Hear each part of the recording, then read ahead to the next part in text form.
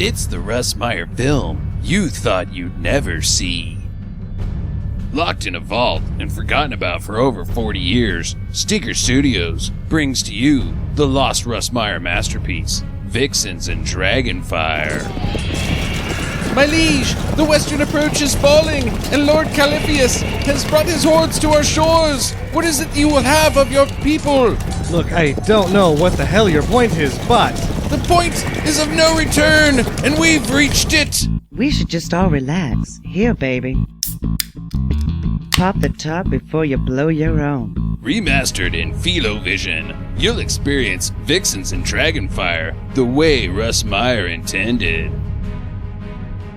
I'm of legal age for mead, voting, and loving. Now the next election is 2 years away, and my love life ain't getting much better. So how about some of that 100%? Women, you let them vote, smoke, captain ships, even put them in pants. And what happens? Violent inbred mama's boy for king.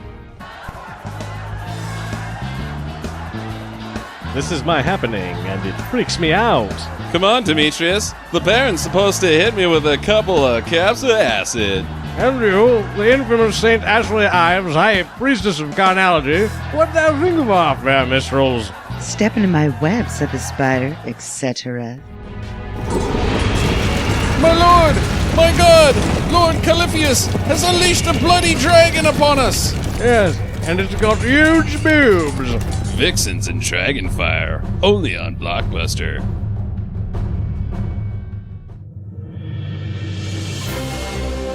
Stinker Madness.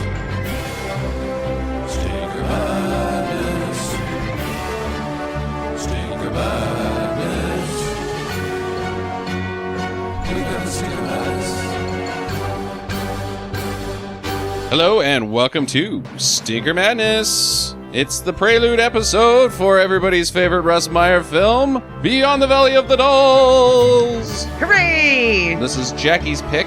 She's recently just been exposed to Beyond the Valley of the Dolls by watching the Life Itself documentary of one Roger Ebert. You hadn't even heard of this movie before that, had you? I hadn't, and it just seemed like the most awesome thing ever made, really. And Sam owns this movie. I own this movie reluctantly, as we will touch upon briefly later. I always lump it in with Myra Breckinridge, and I feel like I like Myra Breckinridge better, but we're going to find out for sure, because I haven't watched either of them in about 15 years. I have never seen Myra Breckinridge. I haven't seen Beyond the Valley of the Dolls in about 15, maybe approaching 20 years. But I remember it's chock full of boobies. Holy cow, so many boobies. I remember not having that many boobies. Well, I remember Myra Breckinridge having no boobies.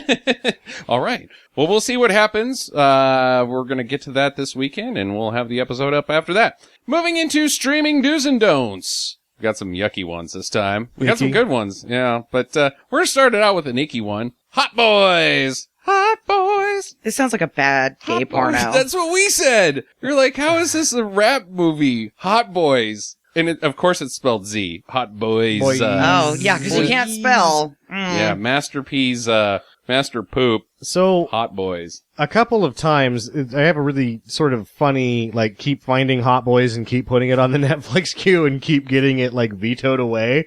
And it's like the third time was the charm on this one that you're like, Hot Boys, let's watch it. And I had forgotten again, you were like, Master P directed this, and I was like, oh, fuck me. Oh, fuck. And the first time I found it, it was when I was in that huge Gary Busey binge when Eye of the Tiger and Bulletproof. Sure, and I was absolutely. like, Busey, everything needs to be Busey. And I found Hot Boys, and I was like, this is gonna be it. And Roman was super jacked about it, and he was like, Master P directed this. I was like, oh, shit. Oh, I want shit. fucking nothing to do with this. Got and we soaked the shocker. didn't watch it, and then it got kicked off Netflix. It came back, and the same thing happened, and then Mark was Snoop like, Dogg. you know what? I don't want to watch this. Master P directed. I was like, oh, fuck, Master P. No, thank you. And then I found it again on your Netflix, and I was like, oh, yeah, this is gonna be it. And then when we started watching it, you're like, hey, Master P directed. It's like, oh, fuck. This is why I keep not watching this piece of shit. Some guy that looks like Charlie Murphy. Bunch of, ugh. Oh, and of course Gary Busey. Oh, and Treat Williams. Treat Williams was in the movie? Yeah, no, not No, Treat he Williams. was in, like, a trailer that we watched Jeff this weekend. Speakman. Yeah, Jeff Speakman not doing fast hands karate, which is bullshit. It was so awful. This is a terrible movie in any viewing aspect of it. Like, even, like, if I am not part of the hip hop crowd, you know, I'm just not dope, I The guess. hip hop? The hip hop. The hip hop is not for me. No, I'm not down with it. But I think people that are down with it hate this fucking movie. They have got to realize that it is stupid. Like, if you're in the hood and watching, like, you know, Friday's gonna be your movie. Friday and Scarface are probably your movies. And you might sneak in The Warriors every now and then. But somebody brings in Hot Boys, I guarantee you they get made fun of. Oh, yeah. I think this is one of those things, because Master P has his own sort of weird following. That the Master P fan will, like, cringe when he's talking about the hot tracks that Master P did, and then somebody in the corner goes, what about Hot Boys? Hot Boys. And he'll be like, oh, you know, he wasn't feeling it that year or whatever, however long it took to make Hot Boys. It's like the, any of the Insane Clown Posse movies or their album that had Miracles on it. But so packaged a little bit more plausibly, like, oh, this is how it is in the hood. This is how life is. This is how things work in the hood, in gangs and crime.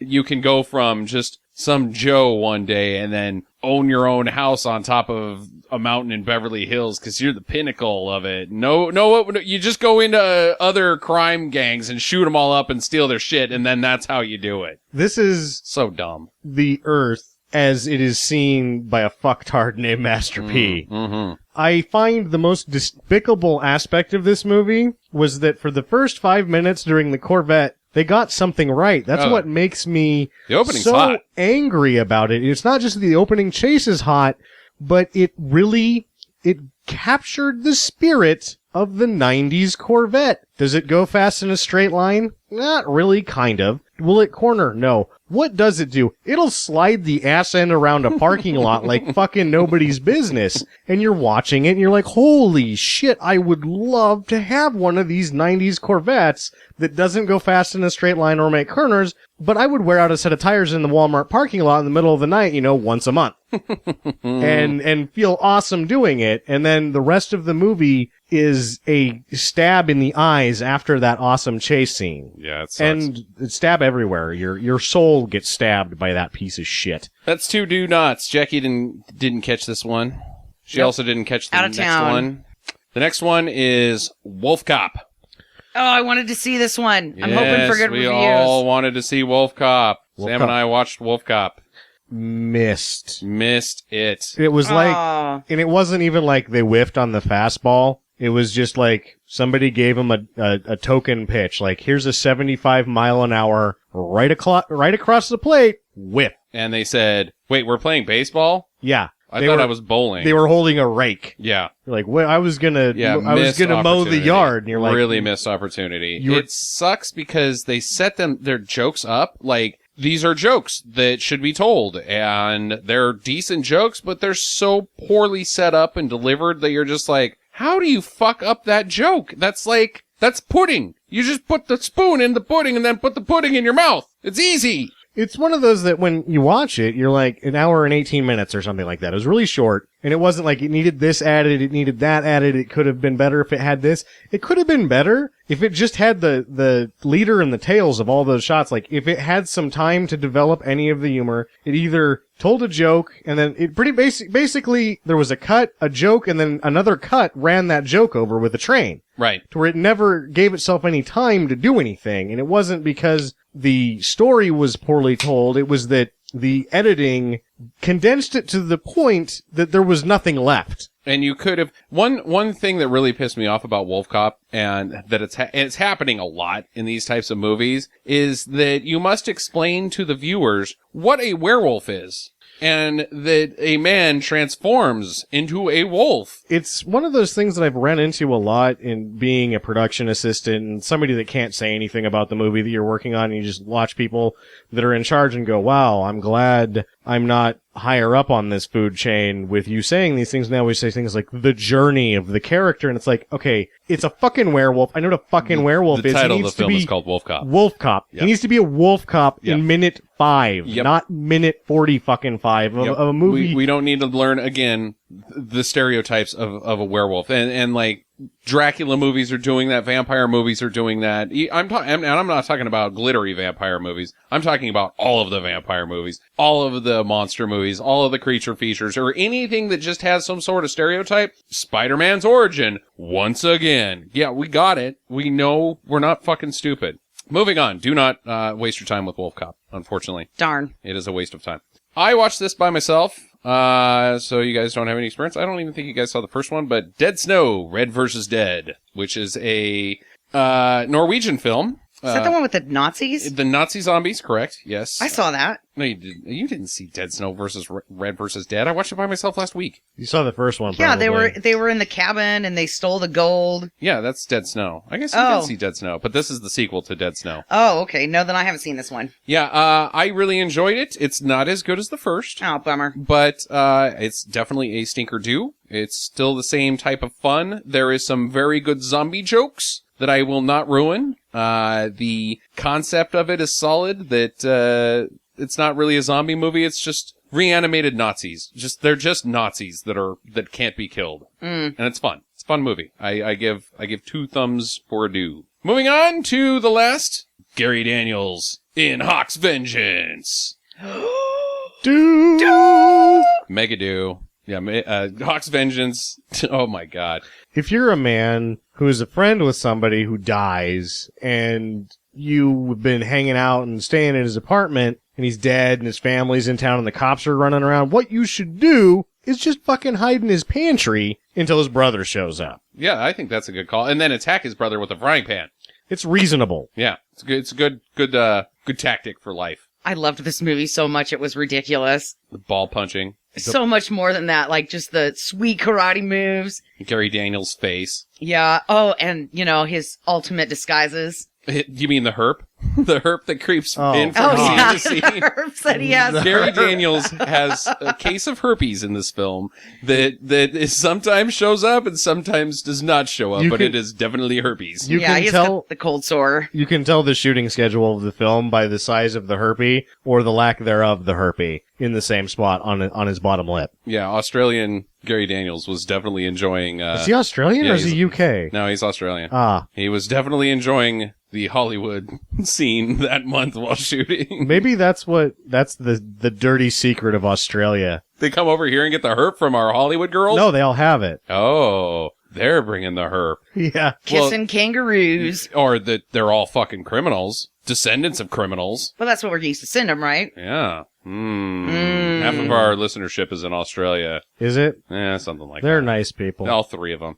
Herpes isn't so bad. All 3 of them have herpes. Well, they have medication for it. it's It doesn't work. the herp is 1 in 4 I wouldn't in the know. States. It's yeah. Nice, Sam. 3 out of 3 in Australia. Yeah, Hawk's Vengeance is a good time. I enjoy Gary Daniels' inventiveness in his fight choreography. It's very inventive. It's not, it's very far from what you would say classic action choreography would be. True. Or tactics that you would want to employ in real life. No. Oh, like blowing up that guy with the napalm. That was freaking awesome. Yeah. Just any of the way he actually fought the people in this movie. If you were like a 10-year-old that was impressionable and thinks that this would be a good karate training video, this is one that gets your ass kicked at lunchtime. Unless you do the ball punch. That'll work out. That'll work out I good. like Gary Daniels' expressions. Like I will be honest, this is the second experience I've had with Gary Daniels. He's kind of a rare breed. But the first time was with Fist of the North Star, which we all 3 of us really enjoyed as well. And I thought that he just made goofy faces because of the character in Fist of the North Star, because it's kind of a goofy movie with a far out tail. And I was like, well, maybe this character's goofy. He makes the same ridiculous poopy faces. He does. In Hawk's Vengeance, when like somebody's like, your brother's died, and then he makes this like kind of a Zoolander-esque face, like, oh, that's what are you doing on screen, Gary? I mean, you're great. Well, I love Gary. I almost bought a $1 video DVD. Sorry, I don't even know what the title of it was. It The pawn shop just a couple days ago, just because Gary Daniels was in it. You didn't buy it? No, I didn't. Gary Daniels is worth $1. I'll tell you that right now. Yeah, I should have probably. That's a dumb move, man. Yeah, man. Yeah. Somebody in the know picked that up. It's probably gone. God damn it. Loser. Life's not worth it. Good thing there's not an Asian man in your pantry with a frying pan. Yeah, good thing. Who's to say there's not? I looked Where in there else do you already. keep your Asian men, Sam? I keep mine in the basement.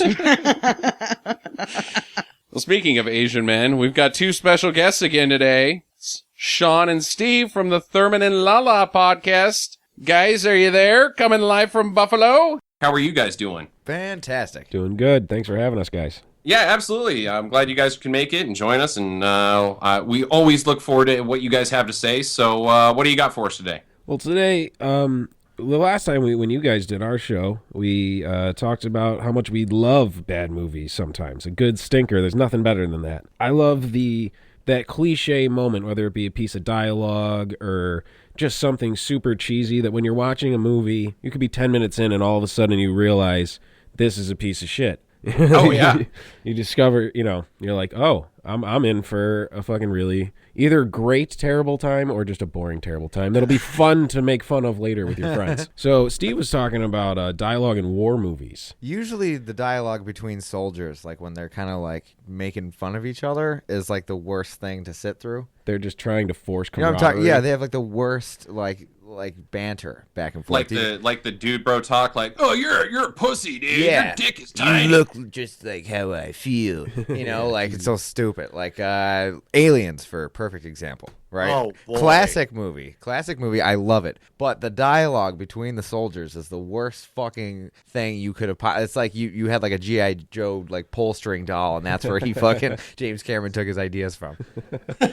You know what I mean? Do they ever have? Well, I think you could say that about any time Bill Paxton's on screen. Oh God, why? Why is that guy like top billed, man? I don't know. He's the best. He's the best. I for being know. the worst. Yeah, How that's great true. is Twister?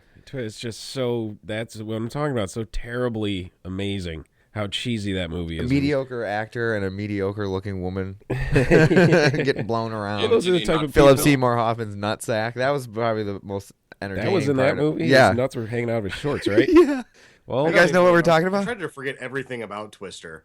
it's like one of those urban legend rumor things that You can Google it. You that can. there's a scene where you can see Philip Seymour Hoffman's nutsack. It's not as cool as the Basic Instinct fucking crossover with Sharon Stone's Snatch. It's fucking Philip Seymour Hoffman's fucking ball sack. Yeah. Well, that's an Academy Award-winning ball sack. Yes, it is. The That's late true. ball sack. The late ball The sack. late. Sorry. Ball sack. Have you guys seen the Wiener in Teen Wolf? Yeah, there's a sequence where they're showing like the crowd at like a basketball game Yeah. and some dude pulls his dick out. Is right? it like the Just finger Pulls through it the out and zipper then thing? wanders or- off.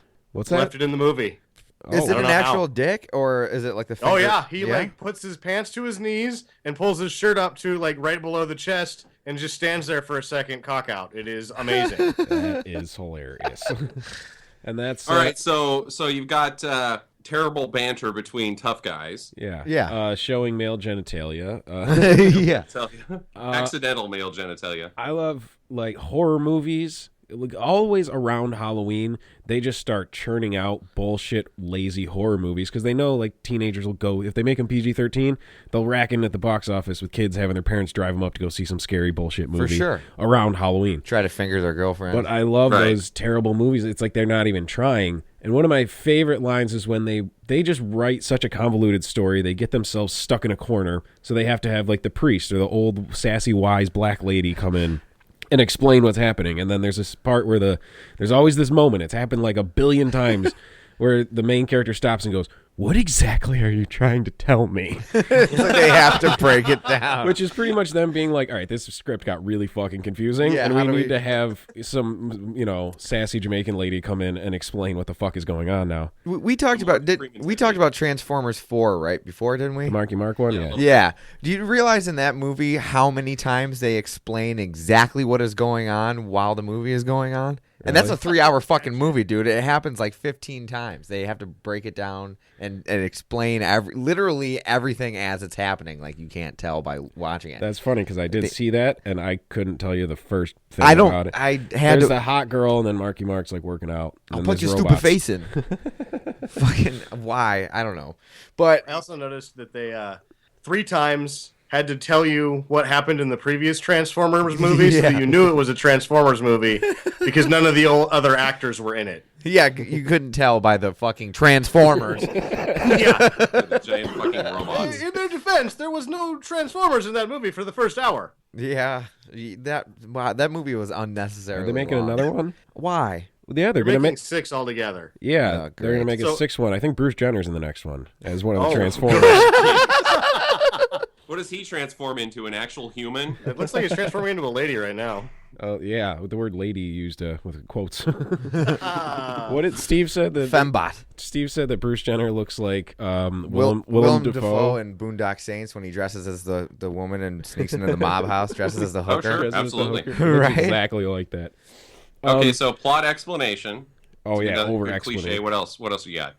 Last time when we talked, didn't we talk about the Ryan Reynolds Green Lantern movie? I think we brought Can that we up. never mention it again? Yeah, that might have been. Yeah. I think we brought it up because that's just my example for another movie that the same type of tricks that they use over and over and over again, where it's like the main dude and he's fucking cool guy and his alarm goes off and oh shit he's late and his apartment's messy, but there's like a hot girl calling him and he's late to work and and it's like rock and roll music, and then when he gets there, the colonel or whatever is like, God damn it, Ryan Reynolds, you son of a bitch, you're late. And then, but the last minute, he pulls it off. And he flies the plane or fixes the thing or does whatever. And they're like, if you weren't so goddamn good, you'd be out of here. You'd be on your ass.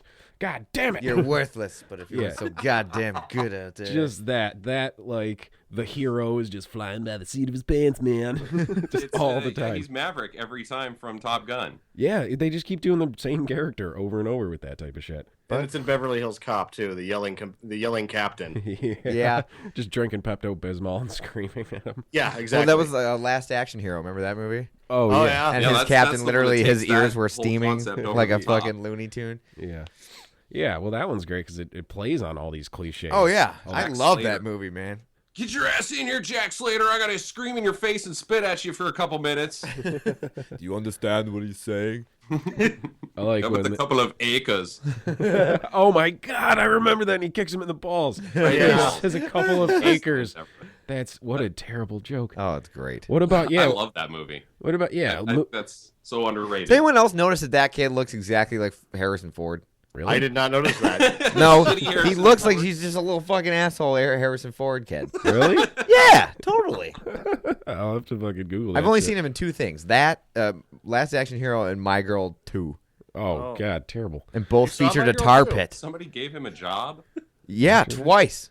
I wonder if they saw Last Action Hero first. Well, yeah, He's I would have. garbage. Well, totally. But so is My Girl too. So they're like, well, he's probably cheap. I guess, yeah, it matches up.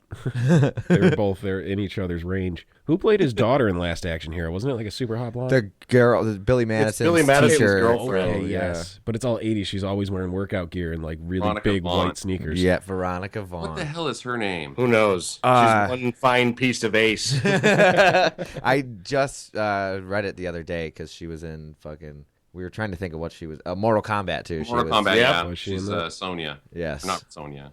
Yeah, Sonya Blade. Yeah, Sonya Blade. Yes. And she's hot in all of those, so good for her. I hope she's doing She well. married Pete Sampras. Oh, what a dick. Who's that? Yeah, Pete Sampras? Yeah, I don't know who that is. Explain. the tennis player. Oh, he's a tennis player? Right. Well, that's... Yeah, like Like Roy the Kennedy, tennis player. Oh. Handsome, rich, good-looking, athletic. He went downhill. I saw a picture of him recently. He's lost all of his hair and he's quite portly. All right. There you go. See, that's why you strike on the Veronica Vaughn when you're in your prime. When Right. your Yeah. tennis racket's hot. Yeah, You get her used to that lifestyle. She can't go back. she can't leave when you're fat and ugly. Yeah. He's still rich as shit, so it doesn't matter. Yeah. we go. No, it doesn't matter at all. All right, so classic fuck up, but totally awesome guy. Yeah, the hero. You ever see, like, there's major movie mistakes in a lot of shit, and I saw one when I was, the classic, like, the guy in Star Wars, one of the stormtroopers hits his head and they left it in. Teen Wolf guy pulls his dick out, they left it in. I was the boob that pops out of the dancing lady in Return of the Jedi. Oh, really? Yeah. Yeah. Oh, I did not know that. What are those called? The Twi'leks? They're The, called Twi'lek, titties. the ones with the long cone heads. Oh, wow. When she's pulling against the chain on Jabba's neck. Yeah, when she full-on falls titty pops down. out. Yeah. Yep. Oh, that's Great. awesome. Well, I know what I'm doing tonight. Yeah. Oh, I put that boob in the spank bank many times when I was about 13. What Like, color You is can she? pull, There's a you can tit- my yank favorite on those movie? You're fucking, kidding. on those her little tentacle things on the back of her head. You know, oh yeah. it's hot. Isn't she blue? So it's a blue boob, or is she green? No, they didn't paint her boob, obviously. Oh. So it's just a. Oh, you're right. I'm an idiot. natural Why would boob they flopper. Yeah, They right. half-assed George it? Lucas They just half-assed it. That sucks. paint the whole Well, they body? weren't expecting a guy. titty. Well, I mean, but if it's your job to paint her, you're gonna be like, oh, I gotta get those boobs painted too. Yeah, you never know. Authenticity. They're like, this paint's really not good for her skin. Just do it. Yeah. Take I your top also off. must paint with my face. Yeah. Let's get in that butthole for authenticity. Really get in the mindset. We might not see it on camera, but just get into the character. Okay. What the fuck was I just gonna say? I don't know. Now all I'm thinking Space about boobs. is yeah. What about in really unnecessary? Like, here's a couple of acres made me think of. Obviously, in Last Action Hero, they're making fun of it, and it's the cliche. They're making fun of the Last Action Hero, but there are those movies where it's like, dude, why are you guys joking around so much? Like in like Tango and Cash, when like they're escaping the prison, and there's like 1,000 people after them, and they're just ribbing each other, just like, hey, you're a fag, like just making cute jokes, and it's like, you guys are gonna die. You're surrounded by death. Yeah, just stop making cute jokes like Indiana Jones. Like, as always, Herman, like, Short Round, I'd kick that little kid. I'd be like, dude, you can't follow me anymore. Like, dude, where are your little fucking gadgets from the Goonies, man? That could have helped us out a lot. Yeah. Can you think of any, Steve? Of any it's just unnecessary comedy in a movie that should be an action movie that's supposed to be scary. It's supposed to be intense things happening.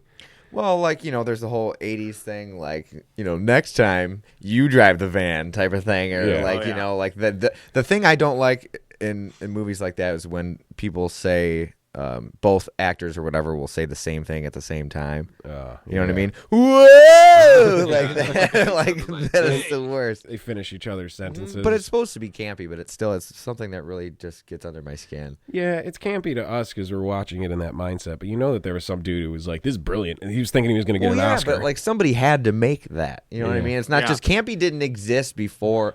Like it was just something that we took down from the cosmos. Somebody had to actually make it that way, and then we had to deal with it and call it something. Yeah, where he's like, this is hilarious. And they're all embarrassed because it wasn't supposed to be hilarious. It's campy. Yeah. It's campy. Great. Yeah, sure. We'll go with that. Kind of like Cheesy's Vin out. Diesel claiming that promising that Oh, yeah. Furious 7 was going to win the Oscar this year for Best Picture, Yeah. He guaranteeing the win. Hey, man, you know what they say? Seventh time's the charm. This got is it one, right boys. this time. Yeah. Why? Just because Paul Walker died? I guess so. Take it as a Yeah. sign.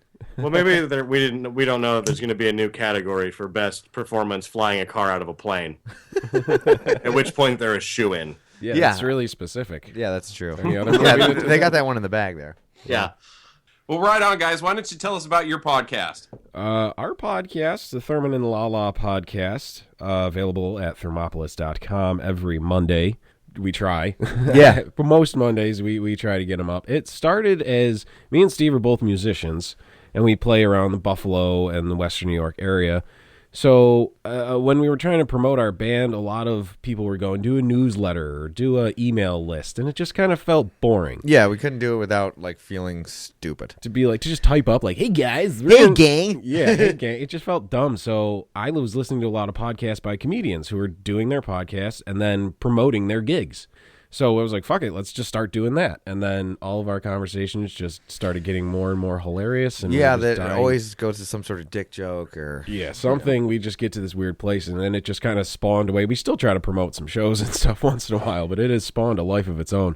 And now we've been doing a lot of guest spots. If we find people who have some weird thing they're into, we just had a girl on who has her and her cousin started this topless rollerblading coalition group in It's almost New York like a free City. the nipple thing, but... Yeah, it's one of those, but But on wheels? yeah, but on wheels. Yeah, On wheels, yeah. nipples on ice.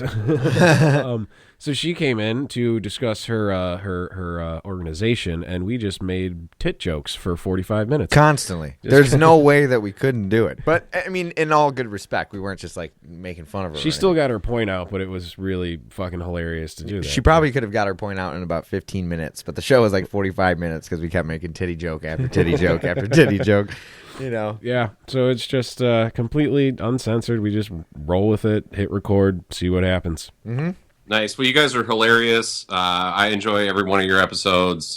You guys are always good for a solid laugh, and especially on with your guys' release schedule on Monday. I think everybody needs something like that on Monday. Yeah, it's the worst day of the week, you know? Yeah. We highly recommend you guys, and our listeners will definitely have to check you guys out. So thank you very much. Thank you for joining us. It's always a good time. We will, of course, have you guys on again. So check you guys out at thermopolis.com. Is that correct? Yes. THURMOPOLIS. There's a Right bunch of other shows. Steve does a DJ music show. I do a travel show with my girlfriend. We're going to Ireland next month. There's a bunch of stuff we do on that There's website. videos, too, of segments of the show. Like, oh, yeah. The videos are hilarious. Yeah. It's kind of like animated sections of what we talk about. So a lot of dick jokes and stuff. So yeah, that's a quick reference if you just want to see what we do in the show, and then before you decide to actually commit to a whole episode. Mm-hmm. Yeah. It's like the Dick and Teen Wolf, but just on loop. Just Yes, over and constantly. over and over. Just get to the good part. It was great having those guys. I want to say thanks to Sean and Steve again for showing up. Love having those guys over. Funny guys. Yeah, they're genuinely funny. Yeah. It's unfortunate sometimes when we talk with them that we have that sort of preamble before we even start recording, and sometimes we just lose our best jokes just talking to them. Yes, indeed. Because just saying hi they're off the cuff. It involves some funnies. Yeah, they're witty. So be sure to check them out at thermopolis.com or on iTunes and Stitcher as well. Sam, please tell us about Beyond the Valley of the Dolls. Beyond the Valley of the Dolls was made in 1970 and directed by Russ Meyer. Russ Meyer directed amateur films from the age of 15. In World War II, he served as a U.S. Army combat cameraman for the 166 Signal Photo Company. The 166 Signal Photo Company was the official photo unit in General George S. Patton's Third Army during World War II. Those serving with the U.S. Army Signal Corps 166 Photographic Unit landed in Normandy with the 29th Infantry Division. Many of the unit's veterans, such as Russ Meyer and Stanley Kramer, had success in the world of cinema and photography. Stanley Kramer, of course, being the auteur of some of the more famous message movies, such as The Defiant Ones and Look Who's Coming to Dinner. Meyer also had a message, and that message was boobs. Boobs. Boing, boing, boom, boom. Oh, my eye! Reading you loud and clear, Russ. Tune in, Tokyo. Oh, that's what they're doing over there. That's what Russ is doing. It's what I want to do every time I see it. I don't really want to tune in Tokyo. I've tried it a couple times. Yeah, I've tried it. It doesn't work. No, I can't. I put the headphones on, put the plug up her butt, and then try to tune in Tokyo. Nothing works. So I try to tune it. I don't usually go that far with it. You should do? Yeah, I try to, make the boobs work as a radio. And one, it doesn't turn on the woman, and two, you don't actually get any radio reception. Yeah. Beyond Russ Meyer's fixation with huge cans, his films also prominently feature a flagrant lampooning of American values or those being pushed to the contemporary people of the time that his films were made. It was in World War II that, according to Meyer, he found himself at a French brothel with Ernest Hemingway, who, upon finding out that Meyer was a virgin, offered him the prostitute of his choice. Meyer picked the one with the largest breasts. Duh. What a surprise.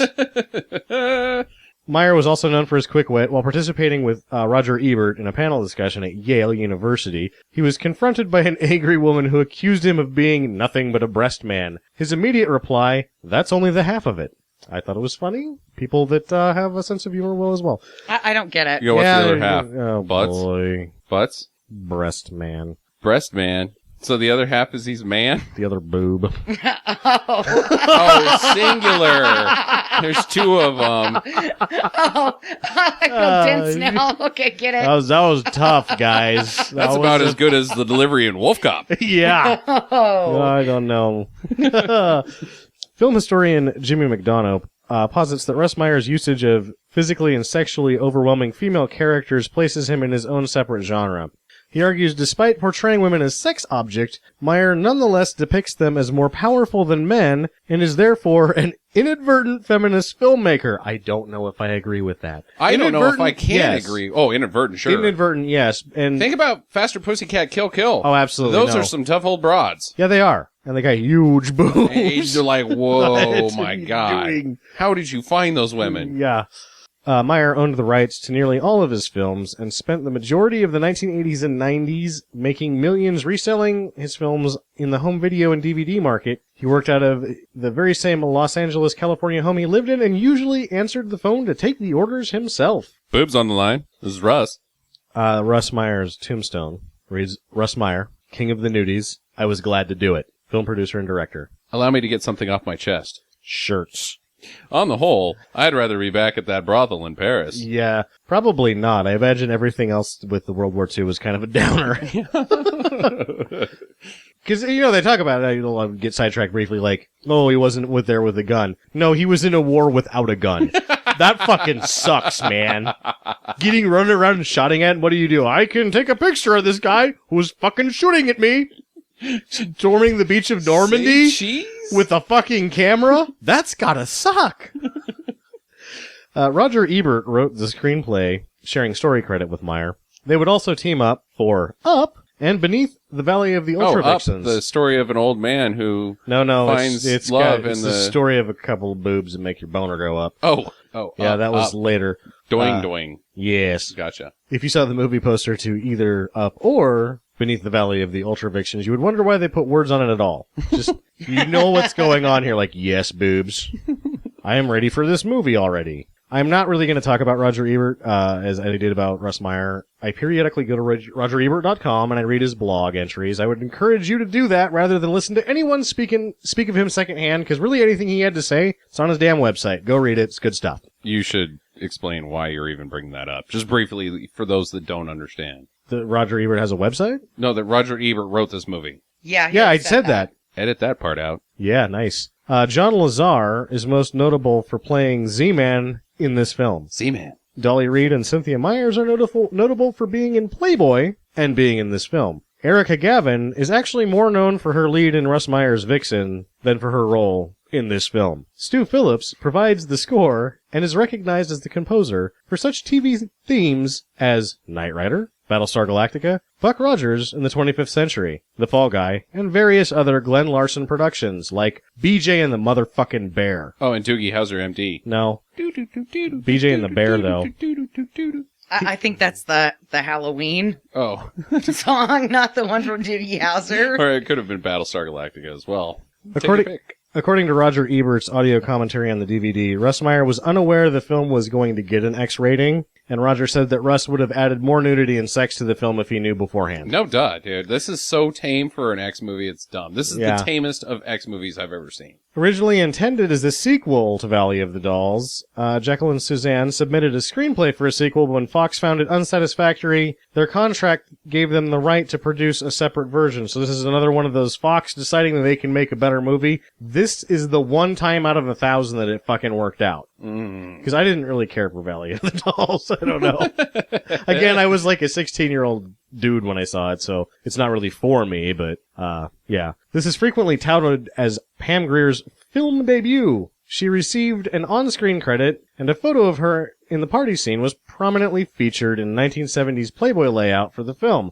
Her role is very brief. She can't even be seen as an extra, which is why in the keep an eye out for, she's not one of those Keep people. an eye out for Pam Grier's boobs. She's not even, you can't, Chest? I don't think she's even in Hand? the movie. I think she got left on the cutting room floor. Oh. The Strawberry Alarm Clock did the soundtrack for this film. Incense, peppermints, cripple a guy. Yep, that's in the first party scene. It's groovy, man. Yeah, it is groovy. Far out, dude.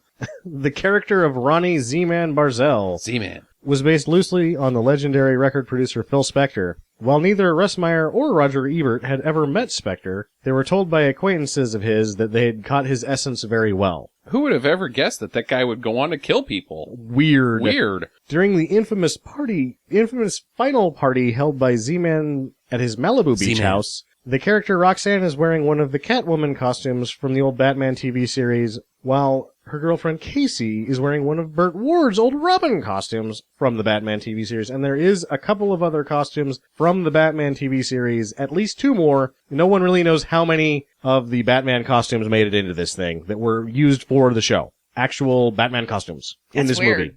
Robin, hand me the bat boner pills. I don't need those. I'm watching a Russ Meyer movie. I need the ones that make it go away. The boner repellent spray. The boner repellent spray. The bat boner repellent spray. That's what I need right now. According to Roger Ebert's audio commentary, Roger Z-Man Barzell's Z-Man. pad was originally a set to be used in Myra Breckenridge that wasn't. Going back to the whole, like, which one do I like better? And we're going to find out. I kind of have a sneaking suspicion that 15 years later I'm probably going to like this one better. But we'll find out together. Keep an eye out for Henry Roland, who's known for being in Casablanca. And Charles Napier, who's in all sorts of Charles shit. Napier, sure. Especially Rambo 2, or First Blood Part 2, Rambo, what is it just called First Blood Part 2, or is it, no, it's Rambo First Blood Part 2. Correct. Yes. Rambo colon. That's all I've got on Rambo's colon. First blood in your stool. that. No. Come on, that's like the best joke I've ever told. No, it's not. No, it's not. But we're glad that you find yourself so damn entertaining. That's my next screenplay. Ooh. TM. Margaret. Well, I look forward to it. I haven't seen this movie in a long time. I haven't either. I hope it stinks. This is coming out of the cellophane. I've had this in cellophane for over 10 years. I think this has been in the cellophane for 12 years. We're pulling it out for the podcast. I hope that in our advanced senior age that there's not some overlaying message that this film actually states that we didn't pick up on when we were young. Like, all we saw was the boobs, and now that we're older, we're like, oh, that's a real statement, Russ. Yeah, because then maybe. that would make it not... There is a lot of booby statements movie. about the American pop, like the sort of American, the forced American values of the era are prominently lampooned in his films. Oh. So there's going to be that, and then we're going to find out if my dick still works. All right. Gross. We'll need to run to the store and get some boner repellent. Which is basically just following it up with Brokeback Mountain. Why? God damn it. That man won an Academy Award, and he died. Right now, he's kissing another man's neck on a mountain, I think. I never watched it. All right, well, check that forthcoming episode out. And also, we've got a special episode. It's the Furious 7 Bad Movie Field Trip. So you got a lot to catch up on this week. So we will see you then. And in the meantime, get to the chopper. Thank you for listening to Stinker Madness. If this is your first time, we hope you enjoyed it, and we'll come back to listen more. But now, we'd like to ask all of our listeners for a small favor. We aren't ranking as high as we'd like, and we need your help. Would you please take just a couple of minutes to rate and review us on your preferred listening platform, be it iTunes, Stitcher, or wherever else you can. It takes many hours each week to bring you this show, and just a couple seconds of your time is a huge help for us. And for those of you that have already done this, we say thank you.